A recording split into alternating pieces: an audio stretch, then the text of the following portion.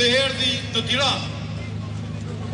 Nga Tirana shëtiti dhe pa të gjithë këto ndërtime të mrekullueshme, me parqe, me lulishte, me kampuse universitare dhe me një lumë, siç është Lana, i cili ishte det i pastër.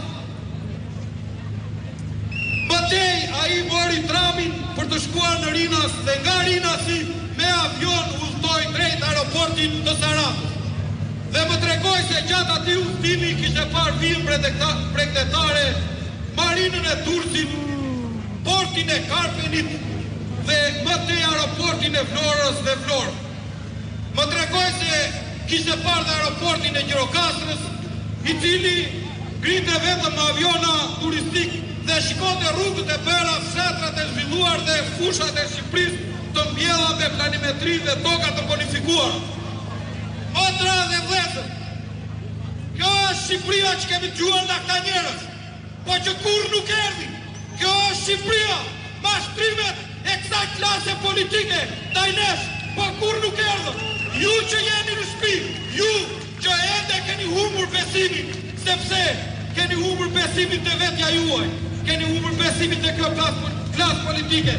Duhet të kuptoni se Shqipëria nuk është brenda shtëpisë tuaj, por është në rrugë, është në spitale, është në institucione, është në male, në fushë, në det.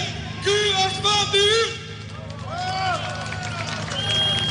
Andaj ne sot themi, ju erdhi fundi,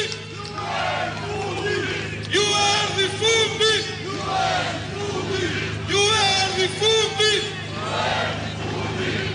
E natyrisht, sepse të gjitha këto pretime në 35 vjetë edhe shumë të tjera cilat nuk janë bajtur me projekte të paralizuara në këtë vend, ne jemi pikërisht këtu sepse ne nuk besojmë më mashtrimet dhe atyre, as besën e tyre, as besën e të pabesve. Motra dhe vëllezër, ky vend është joni dhe ky vend ka nevojë për ne më shumë se kur, sepse ne duhet t'i tregojmë kësaj politike të korruptuar se ne jemi sovrani në këtë vend.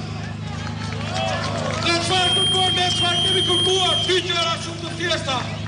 Ndryshime kushtetuese, normalisht dorëheqjen e kryeministrit më të korruptuar në Europë.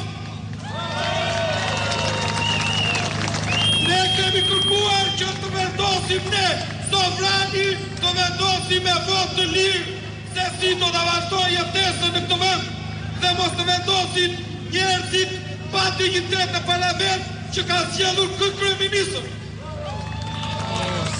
Vetëm të bashkuar ne ja dalim, sepse sa herë që ne bashkohemi është një energjere, është një fuqi e madhe, sepse ky vend është joni dhe ne meritojmë të drejta dhe lirit të barabarta.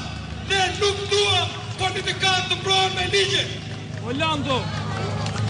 Sot ju bekov gjithë, sot ju bekov kondi shqiptar, jemi të mrekullueshëm. Ju erdhi fundi.